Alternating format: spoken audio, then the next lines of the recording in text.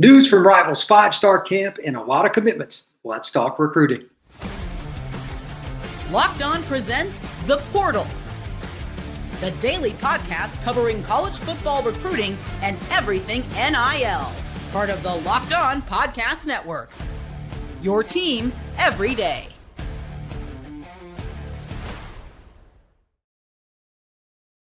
Welcome back into the Portal Podcast, where you get your daily recruiting, NIL, and transfer portal scoop. I'm your host, Brian Smith, longtime college football writer and recruiting analyst.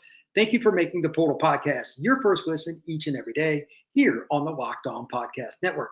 Today's show is brought to you by our friends at FanDuel. New FanDuel customers can get $150 in bonus bets with a first bet win at $5. We're going to be talking about the Rivals 5-star camp. We're going to be talking about a lot of commitments. And we are in the midst of a recruiting run that is going to go into July. So let's get started. I'm going to talk about the Rivals 5-star camp that I was at today at the Indianapolis Colts facility on the west side of Indianapolis. Loaded with talent. Appreciate everybody from Rivals having me out and the Indianapolis Colts. It was a lot of fun. So from top to bottom, everybody there, invite only, elite talent. Underclassmen, didn't matter really which grade the kids were in, what position. It was just dominant. It was overwhelming in a lot of ways because the competition I knew would be good, but we don't always see kids compete at this level with that much effort. And it really was good, even though it was a really hot day and everybody was sweating bullets. It was a lot of fun. So I'm just going to kind of go through this systematically by position. Quarterbacks, trying to think of somebody I was like, man, this kid just doesn't belong here. There really wasn't. Everybody was a good player in some way, shape, or form. And at the top of the board was Teddy Gerard. He won accuracy challenge with some of the things that he'd thrown at the crossbar, throwing into the net, into certain categories that you could put him as far as a style of quarterback and all that. But one thing you definitely got to do is put him as accurate.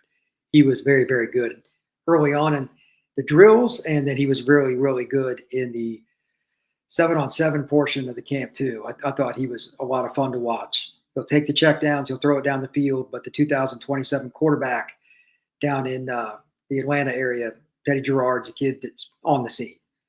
Everybody wants him. Georgia, Ohio State, Clemson, Arkansas, Notre Dame, Michigan, you name it. They're everywhere in terms of the offers. And there's a reason. His arm speed's good. He's quickened his release.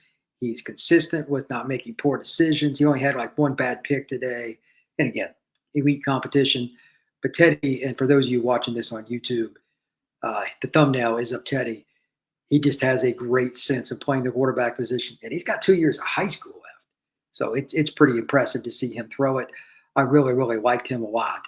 As for the other guys, Peyton Houston, another 27 kid, really good player out of Shreveport, Louisiana. This is a young man that plays the game a little bit differently. He's 5'10", 200 pounds, just rocked up, can really move around. But, of course, in a camp setting, he wasn't necessarily needing to run that much, just some rollouts and some basic stuff. But he can really hit the deep ball. He's got a strong arm, and he can put it in a tight window. Those are just a couple of the guys. I could talk about quarterbacks for about 25 minutes. But I was really impressed. But Jaden O'Neal was good. The recent Florida State flip from Oklahoma. There were kids at all the different positions that impressed. But like the quarterback position, I'd probably have the hardest time ranking them. Brady McWhorter and a bunch of other guys were good. It was just a lot of fun to watch. And we had all these different groups kind of spread out, especially once we got to 7-on-7. So I didn't get to see everything, nor did anybody else all at once. But the quarterback position was one of the best there. Running backs, Davion Osborne was really good, and Derek Cooper was really good. Matter of fact, they won the 2 top awards. Coop won overall, and Osborne won the Golden Football. They're 1-2, and the reason is they catch the ball well. Derek Cooper could go to Ohio State or Georgia or Miami. I think it'll be Miami, what we'll see. And then Javion Osborne's committed to the University of Notre Dame. He's from the Dallas area. Coop is from South Florida. I didn't think that the running back group would be as impactful as it was today, because running backs usually aren't that great at camps, but we found some guys that could really move, play in space, and were good at 7-on-7, and it's why those guys are elite. I had them 1-2, ironically, on my running back board for the recruiting rankings, and it kind of worked out that way today too. It's Rivals saw it, so it was great. Wide receiver, I thought Aaron Gregory overall was the best. The A&M commitment out of the state of Georgia. He was clutch, helped his team win the 7-on-7 version. Even had a big pick. He had the one pick on Teddy Gerard, as a matter of fact, another Atlanta area kid. And Aggie fans are going to be excited about Aaron Gregory. He is absolutely elite. I don't think there's any doubt that he has the ability to be an impact player in Aggie land.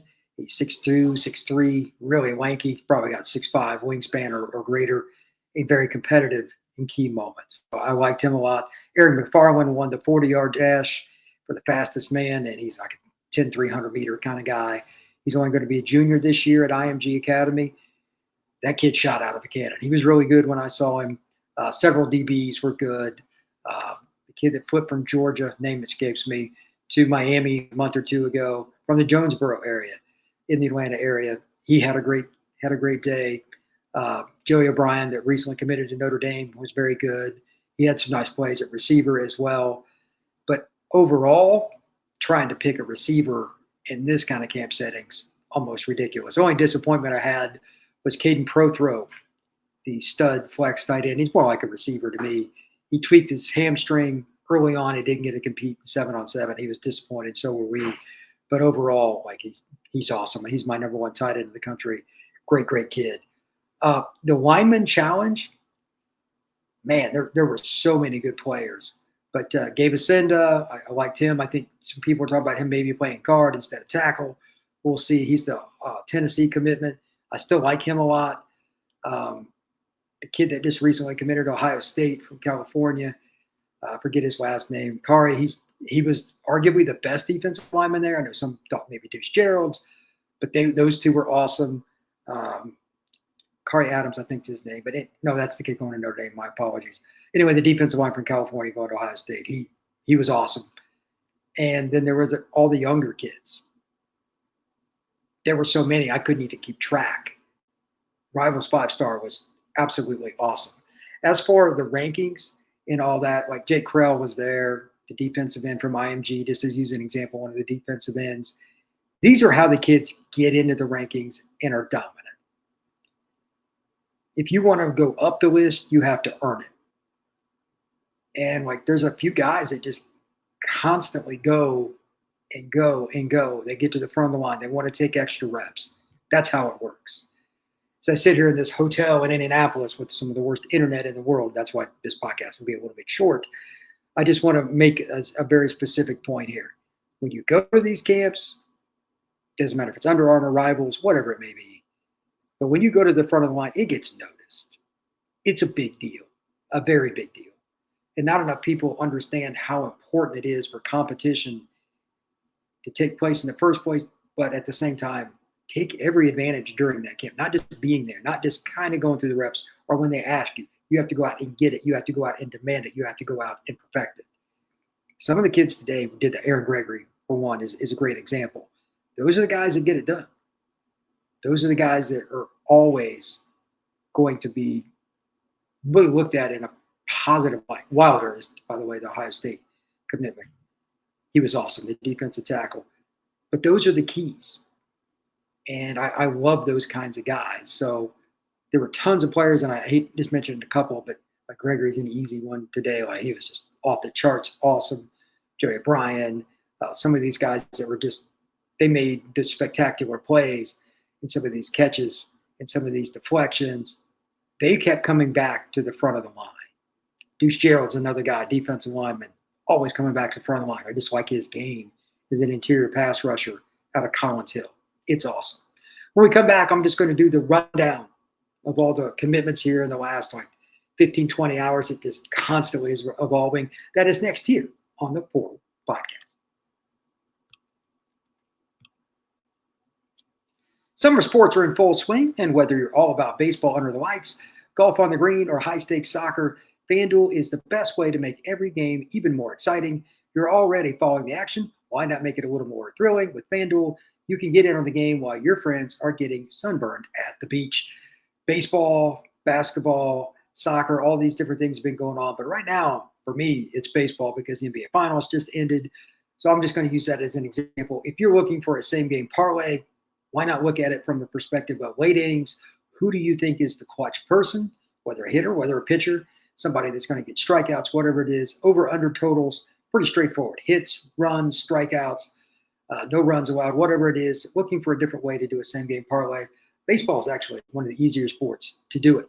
If you're new to FanDuel, new customers can bet $5 and get $150 in bonus bets with a first $5 bet winner. Open the FanDuel app today or visit FanDuel.com to get started.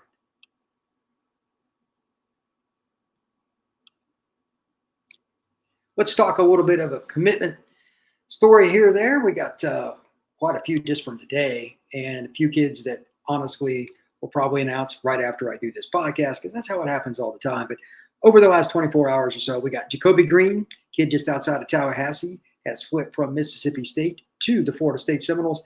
Interior offensive lineman around 330 pounds. He's a really talented young man. Utah, Asai Gali, I think that's how I pronounce it. Maybe I'm wrong, but Tim Pugh in Provo, Utah, cornerback, 6'1", 185 pounds. He's going to go up to the northern part of the state and play at Utah. Northwestern, Tom McGlinchey from William Penn Charter in Philadelphia, Pennsylvania. Athlete, 6'6", 230 pounds. He's going to Northwestern. Ryder Lyons, the five-star quarterback, has committed to BYU. That is arguably the biggest commitment in Brigham Young history. Ryder Lyons, five-star out of Folsom, California. Love his game. 6'2", 6'3", 220, 225 pounds. He is a great athlete.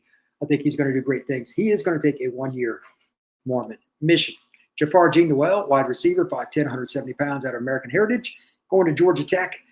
So from South Florida to the ATL. We've got a whole bunch more commitments to talk about here, though. Baylor, Jordan Deck, the safety out of Lone Star, Frisco, out of the Dallas area. That's a kid that was recruited nationally. Congrats to the Baylor Bears. That's a really big pickup, four-star player going to Baylor. Notre Dame picks up Charlie Tom, an offensive tackle from Avon Old Farms.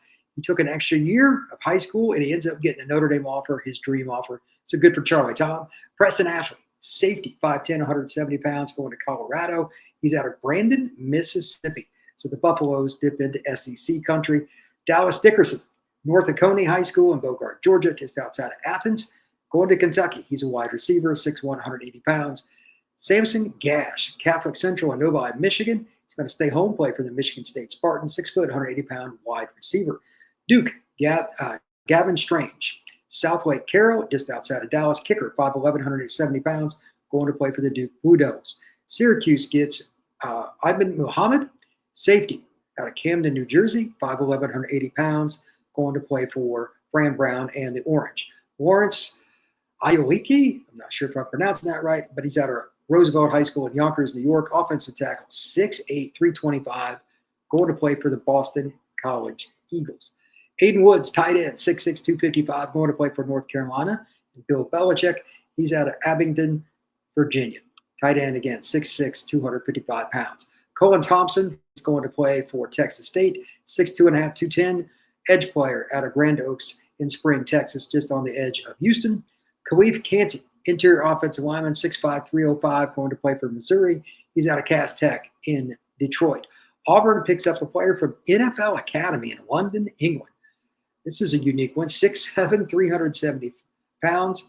Nakoi Hepi, I'm not sure how I pronounced that, but again, 6'7", 370. That is a massive young man. Israel Briggs, flex tight end, 6'4", 200 pounds, going to play for Miami. He's out of Redwood High School in Visalia, California. We've also got Utah getting another kid, Dylan Waters, cornerback, 6'1", 175 pounds, out of Fort Bend Marshall in Missouri City, Texas. We've got Georgia picking up Corey Howard out of Valdosta, 6'6", edge, 245 pounds. So the Dogs keep one home. And Gabriel Wilson out of Cy Falls in Houston, Texas, a running back going to play for the Washington State Cougars. This is going to wrap it up for this edition of the Portal Podcast.